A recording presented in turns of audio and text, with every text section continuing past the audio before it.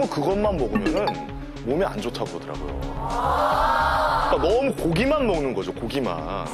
다른 종합 영양분도 섭취를 해야 되는데 너무 단백질만 섭취하기 때문에 영양 불균형이 일어난다. 있어 보인다. 종류 괜찮은데요? 영양 불균형 때문에 몸이 안 좋아졌기 때문에 네, 이렇게 정답인 것 같아. 병이 왔다. 가시죠. 영양 불균형.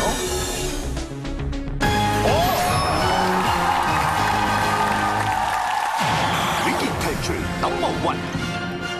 정답은 바로 지나치게 고단백질 위주의 식단을 오랜 기간 유지했기 때문입니다. 탄탄한 근육을 만들기 위해 각자 철저하게 식단을 조절하고 열심히 운동을 했던 복분 씨와 왕자 씨. 하지만 두 사람 모두 혈관에 악성 콜레스테롤이 쌓여 혈액순환에 장애를 일으키는 심혈관 질환을 얻고 말았는데,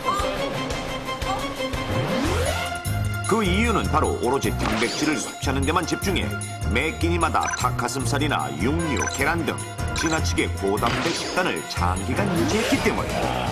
하지만 단백질은 일명 몸짱을 목표로 하는 사람에게는 매우 중요한 영양소라고 알려져 있는데요.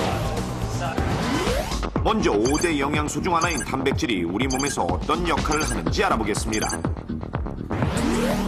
근육을 키우기 위해 근력 운동을 하게 되면 근육에서는 미세한 손상이 일어나는데, 이것을 해결하는 것이 바로 단백질입니다. 즉 단백질은 근육을 만드는 영양소인데요. 또 신진대사를 촉진하는 성장 호르몬의 분비를 유도해 근육을 생성하기 더 좋은 상태로 만들어줍니다.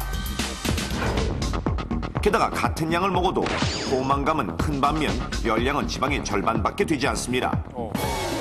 그런데 이렇게 유용한 단백질을 섭취하는 것이 어떻게 체내의 악성 콜레스테롤의 양을 늘리고 심혈관 질환까지 유발하게 되는 것일까요?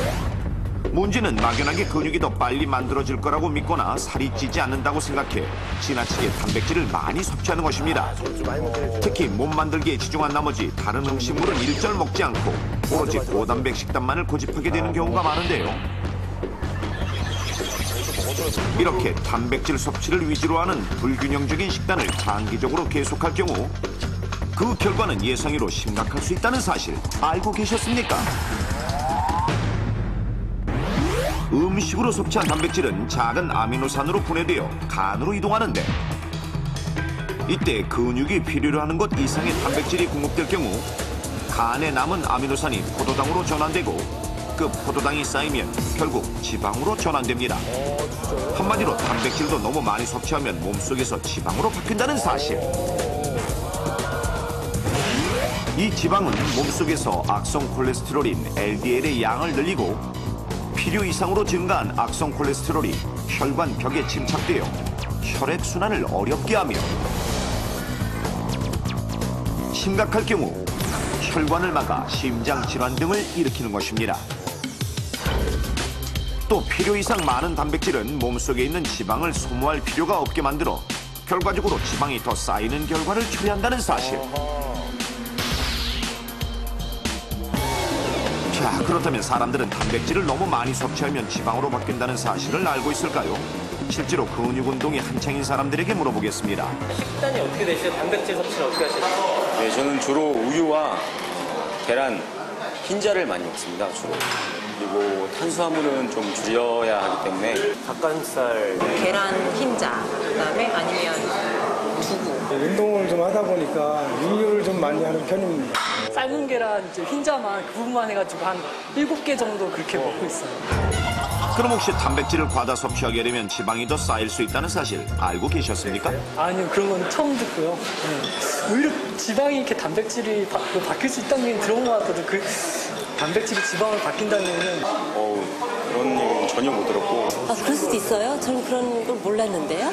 그 얘기 처음 듣는 얘기인데요. 저는 그렇게 믿지 않습니다. 그럴 수도 있나요?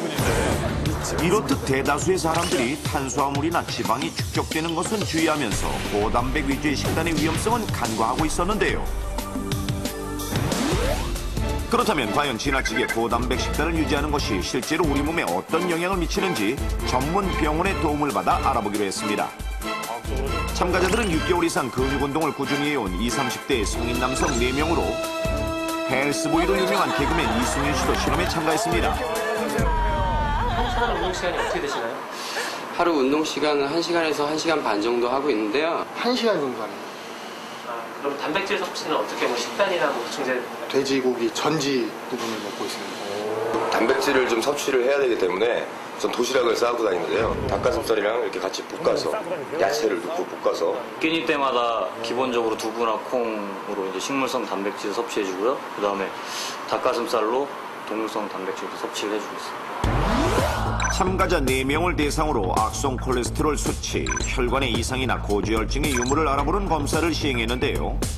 자, 꾸준한 운동과 식단 조절로 겉으로 보기에는 아주 건강하기만 한 참가자들. 현재 이들의 혈관 속 건강은 어떤 상태일까요? 네 분에 걸쳐서 혈관의 탄성도, 즉 혈관이 얼마나 딱딱한지의 여부와 또 콜레스테롤, 그 밖에 중성지방, 그 밖에는 고지혈 등등을 검사를 하였습니다. 이 네 분의 경우에서 2분은 혈관이 매우 건강하고 좋았는데요. 그러나 한 분의 경우는 혈관이 이미 좀 경색이 돼서 딱딱한 것으로 나타났고요.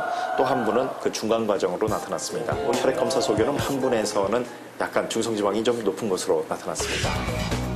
이렇듯 4사람 중 2명의 혈관에 문제가 있는 것으로 나타나는데요. 검사 후 2사람에게는 전문가의 상담을 통해 식단을 조절하도록 권유했습니다. 반면 심장이나 혈관이 전체적으로 매우 건강하다고 나온 헬스보이 이수균 씨. 또 이렇게 싸갖고 다닙니다. 야채, 뭐 브로콜리, 방울토마토, 이렇게 양상추 뭐 이렇게. 이수윤 씨는 이렇게 고단백질 음식 외에도 무기질과 탄수화물 섭취까지 균형적으로 섭취하고 있었는데요. 예쁜 몸매라든가 또는 멋진 복근은 남녀노소 누구나 꿈꿔오고 계시는 건데요. 그러나 단백질만 많이 섭취한다고 해서 사실 되는 일은 아닙니다. 하루에 5시간 이상의 혹독한 훈련을 하는 전문인의 경우라도 사실 몸무게 1kg당 2g 이상의 단백질 섭취는 피하시는 것이 바람직하겠고요. 그러나 일반인의 경우, 예를 들어 2시간 이내에 운동을 하는 경우라면 몸무게 1kg당 1g 정도의 단백질을 섭취하시면 충분하겠습니다. 즉 우리 몸에서 필요한 열량을 100으로 봤을 때 그중에 약 30% 정도만 단백질로 섭취하시면 되겠고요. 나머지 70% 정도는 탄수화물이라든가 지방 또는 무기질과 같은 여러 영양소로 골고루 섭취하시는 것이 바람직하겠습니다.